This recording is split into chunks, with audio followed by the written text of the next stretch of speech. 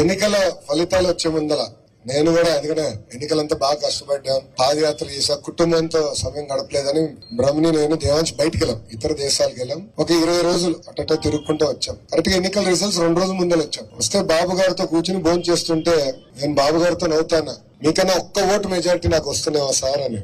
బాబు గారు నవ్వుతా, కుర్రోలు కదా కొంచెం స్పీడ్ ఎక్కువ, చూద్దాంలే ఇంక 2 రోజులు వస్తున్నాయి కదా నీ రిజల్ట్స్ అన్నారు. కానీ నిజంగా నాకు ఇప్పుడు కూడా గుర్తు, బాబు గారు అక్కడ టేబుల్ పొడుగ్గా ఉంటుంది, అక్కడ బాబు గారు కూర్చున్నారు, ఆయన పక్కన నేను కూర్చున్నా, అందరూ ఉన్నాం. ఆ రోజు అందరూ చాలా సంతోషంగా ఉన్నారు, ఆనందంగా ఉన్నారు. నా ఒక్కడికే చౌంట్లు పెట్టింది, నా బాగా గుర్తు. ఇప్పుడు కూడా బ్రహ్మి అడిగింది, ఆ రోజు కూడా అడిగింది, నేను చౌంట్లు పెడుతున్నాయి వచ్చేసింది కదా రిజల్ట్స్, మన ప్రభుత్వం వస్తుంది కదా అంటే మంగళగిరి మెజారిటీ ఎంత ఇక్కడ ఒక ఛాలెంజ్ గా నేను తీసుకున్నాను అని చెప్పాను. నేను అడిగింది మిమ్మల్ని 53,000 తల్లి, కానీ మీరు నన్ను 91,000తో గెలిపించారు.